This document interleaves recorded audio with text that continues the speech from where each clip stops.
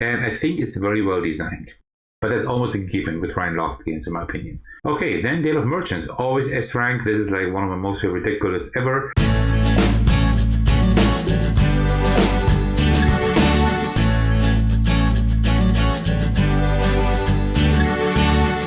Hey everyone, this is Attackers, and I'm back with another tier list for the games that I've played last month. You see, like, these are like only half, like half as many games as I usually play per month, because last month was like a month of like larger games, longer games I didn't know before, right? That I just played, that like new games that I played. So yeah, played less games, but played those more intensely, so to speak, right? As usual, a few disclaimers out of the way to avoid just specific type of comments that I keep receiving on these videos. First of all, this is all my opinion. Your opinion may differ, right? Your mileage may very well vary, and if it does, that's great. We all have different tastes, so let me know in the comments where you disagree with me.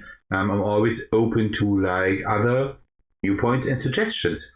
Also, my viewpoint and opinion may change over time, right? I may rate a game with S right now, and then I could give it an A next month, maybe.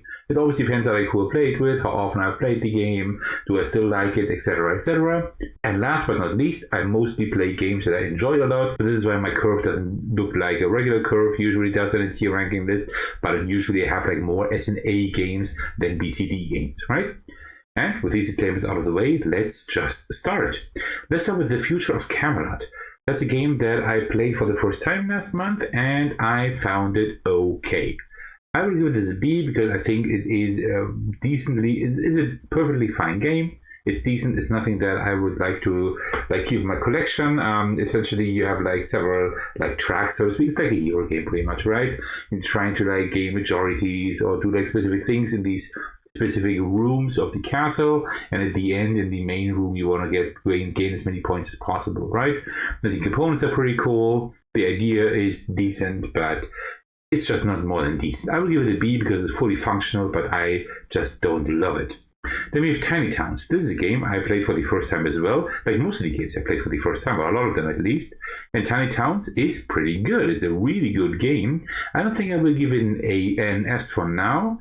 I think I will stick with an A, but this is a game that I really, really enjoy. I have it physically, but I've also played it like on Board Game Arena, and both versions I like a lot. This is a very cool and puzzly game, especially with the Fortunes expansion. This game becomes like very, very interesting.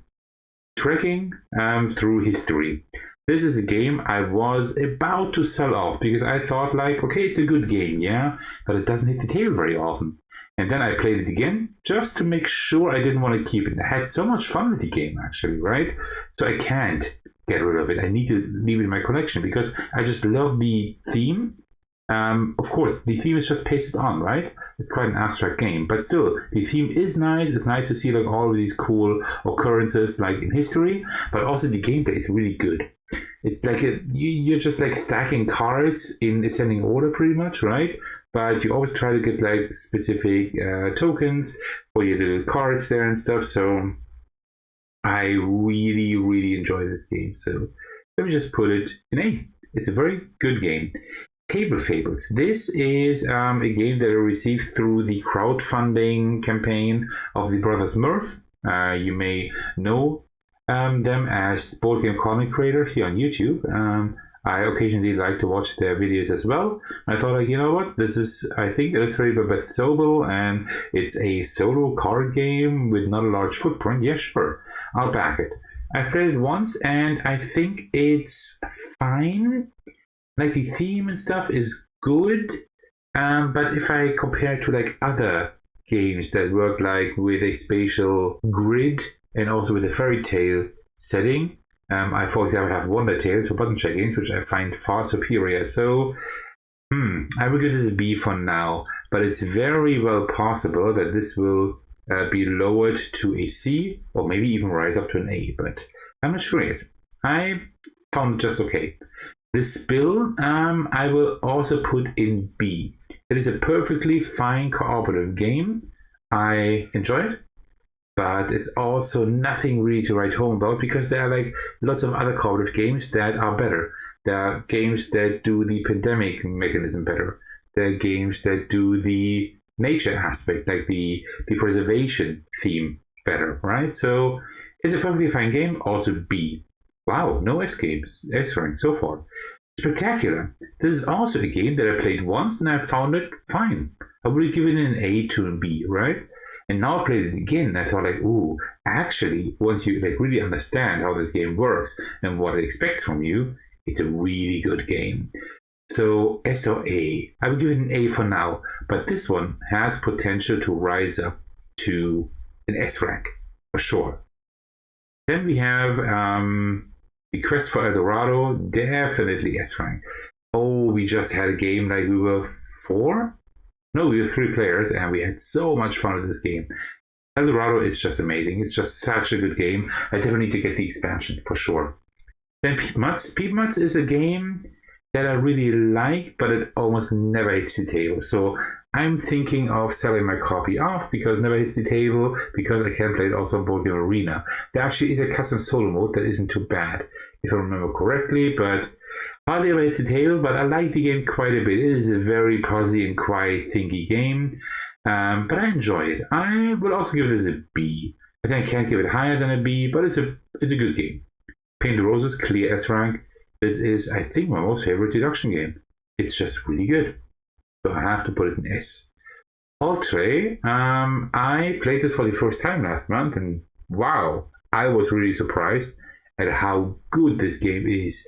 I will give this an A for now, but this has potential to rise up to an S rank. So essentially, it's a game like, for example, Ghost Stories, right? A game where you have like a grid of locations in the middle of the castle, and all around them is like the outskirts of the castle, and you're just trying to prevent like bad things from happening, trying to like mitigate all of the bad things, but at the same time you're trying to get through the story and beat the final confrontation. But for that you also need to build some buildings in the castle. Very, very cool. Very, like, the theme is very cool. The way the stories are told is very cool. So I really, really like this. Near and Far by Ryan Locket. Clearly S rank. I've only played this once. It's also one of the games I like. It like took me years to play this game, but I finally did, and I already love Above and Below. And Near and Far is amazing as well. One thing I did not enjoy like 100% about the game was that there are like a limited number of stories you can do. Like Above and Below, you have like way more stories you can do per game, right? But I understand why they did it, right? Because you shouldn't just do stories; you should also do like other things, right? So I can understand that. It's a very clever design, but I'm used to that by Ryan Locket. Next up, we have My Shelfie, but the dice game. And I gotta admit, I'm not a huge fan of the board game, My Shelfie, like the original game. I know a lot of people like it, but I think it's just okay. And the dice game I found quite lackluster in comparison, even. So I would give this a C. It is a fine game, it's working, but I just didn't have a lot of fun playing this. Then we have Medara, Act 1. Oh, I will give this an A for now, but this could also rise up to an S rank. Like, the gameplay is really good in this game. Yeah, you have a lot of stuff in there, right? It's like a lot of components, quite a bit of setup, so much story. Even for me, almost a little bit too much of story, right? You just keep there reading like for like 15-20 minutes or maybe even longer before you can play, but it's a very well designed game. I like it a lot. The gameplay is really good. It's really fun to like level up and stuff, and we were just at the beginning, right? I think there's still so much more to come, so definitely at least A rank. Then we have the Middle Earth game. How is it called again? It's The Lord of the Rings, Fate of the Fellowship. That's what it's called. And I would give this an A rank. I would have not expected to like this game that much. It is supposed to be a little bit similar to Pandemic, although I gotta say it's not that similar to Pandemic. It has a few mechanisms that it takes from Pandemic, but the rest is pretty unique, and it's very cool because you always have 3 or 4 quests you need to do. The last one is of course always the ring, right? To bring the ring to Mordor. But like the other quests are like random, and like the characters have different abilities, and you're like walking around on that map to fulfill your destiny, so to speak. Really cool cooperative game. I like this. Junk Drawer. I'm a little bit confused. I'm a little bit conflicted here. This is like a polyomino tile laying game, which you may know that I really love. I love puzzle games. I love polyomino tile laying games, especially. and tiling games in general. And this one is good. I like the idea that you have like 4 areas, and there are always like 4 cards turned over, and each card you have to attribute to a specific sector of these 4, but you don't know which other cards are coming up, but you know which cards exist in the deck. So very interesting design. But the more I've played a little bit more now, it kind of loses its shine. It's very good, but I don't think I can give it an A. There are like games that I like better. So that's why I will give it a B for now. Then we have Inish. Inish is an interesting one because we played this and it was really weird. Like the production quality is great, the art style is great, the theme is pretty cool, but the game somewhat didn't work for us at all. Oh, this will not go down well with a lot of people watching here, right? But I would have to do this to see. We didn't really have a lot of fun playing this. I don't know. I gotta say, we were only at a 2-player count, but I have heard that this game works well at a 2-player count. And yeah, it kind of worked, but I think we kind of broke the game in the middle, and it's always the same cards that come out. It just becomes way too strategic. So there was almost no leeway. That we like pretty much had a stalemate, right? And at the end, it was just very close who won. But we almost only were in one region, right? We almost didn't discover any other regions and stuff. It was a really weird game. Maybe playing it again would change that, but I don't know if I really want to play it again. Then here with the Guild of Merchant Explorers, I would give this an A. This one really, really surprised me. This is good. This is like a flip and right, just without the right part, because you have like cubes and stuff you move around. Very good game. I really like this. I've only played one map, but I can imagine playing all of these 4 maps, like playing each map like twice or 3 times to kind of like find out which strategy you can play. There's quite a bit of play value here. I can imagine this would like make really good for expansions. Just have like different decks of cards you can use, or have different maps and stuff. Very good. I like this. Empires of the Void 2 by Ryan Locket. Finally, I played this game. I've been wanting to play this for years, as I'm a huge Ryan Locket fan. But I don't like 4X games. I don't like area control games, area majority games, right? I don't like that stuff too much. So this game takes the 4X formula and takes these games that you usually need like 3-4 hours at least, maybe even 8, 10, or 12 hours to actually play, and puts this into a game that you can play in 1.5 hours. I think you played 2 or 2.5 hours, including like playing it for the first time, reading up some of the rules and stuff. So yeah, still it was a pretty quick game. And I think it's very well designed. But that's almost a given with Ryan Locket games, in my opinion. It's very well designed. We just didn't have like these moments where we said like, oh, now it clicks, or now the game is really cool. We enjoyed the game. We appreciate the design, we enjoyed the game, but we didn't love it.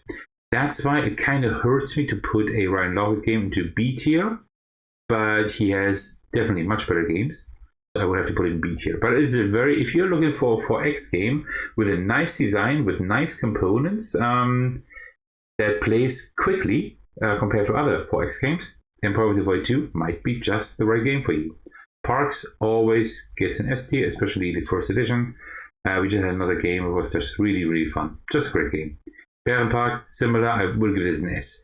I think I've given this an A in the past, but always with the addition that it might rise up to S, and now it has happened. I like the game so much that I now got the expansion. The expansion, you can't find it in German at all. So I've got the French version of Baron Park, because the stuff is the components are language neutral anyway. I just printed out the German rules, so that's fine. And looking forward to playing with the expansion because it makes the game even more interesting. And here we have the Ancient World, the first edition by Ryan Locket. It's kind of similar. It's to like Empires of the Void 2 insofar that this is a pretty good worker placement design. We like the theme. We like the design, we like the art style, everything, but it didn't really really wow us. So this will also be a B tier game. But if these are the worst games that Ryan Locket has done, in my opinion, man, pretty good catalog anyway, right? Imperial Assault, Star Wars Imperial Assault. I really enjoy this. A rank. We are currently playing through a cooperative campaign. 3 people. like two others, and me, and like my neighbor, a friend of his, and me, and we are really enjoying ourselves. This is a really good game. I really like this. This will definitely be one game that I will be looking forward to playing again. Very cool design. Sky Team.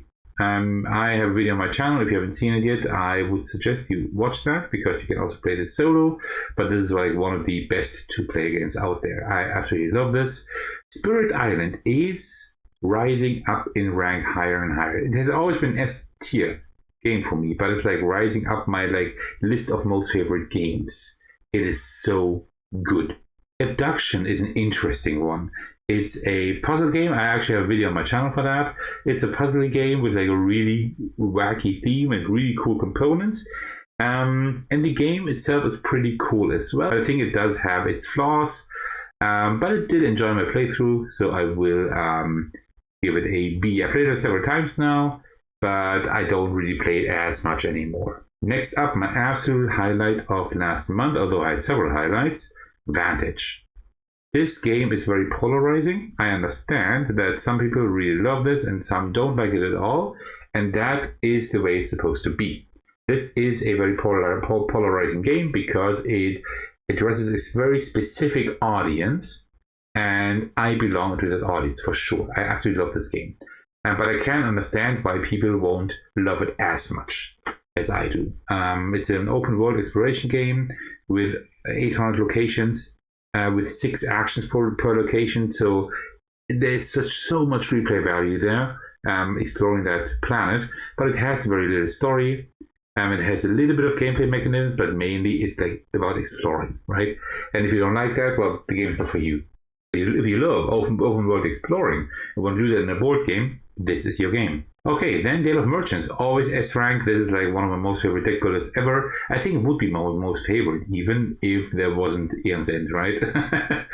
And then Regicide. Yeah, I just keep liking this game. It probably will never rise above an A, just because it is like very hard to win. It can be kind of broken, a little bit unbalanced, very luck heavy, but it's a very, very good design as well. And there you go. That already concludes my tier list of the games I've played last month. Way less games than usual, but quite a lot of large games I like had to learn anew. So yeah, this is the list, and it's pretty like even, right, between S, A, and B. Just 2 C titles, no Ds. So it was a pretty solid month, although those were a lot of new games. So yeah, I really enjoyed those. All right, and now it's your turn. Let me know in the comments which games you played last month, which you enjoyed the most, which you enjoyed the least, and also let me know what you think about the games that I have ranked right here. Alright, thank you for sticking to the very end. As usual, I would like to thank you all for your support, especially I want to give a shout out to my generous patrons. The big thanks go to Thagono for supporting me at the highest tier. Thank you so much for that, I really appreciate that. You can also support me by watching, liking, and commenting on my videos, subscribing to my channel, support me on Patreon, and join my Discord server to hang out with me and my amazing community. But thank you so much for watching. I will see you in the very next video. Take care, everyone. Stay safe and cheers.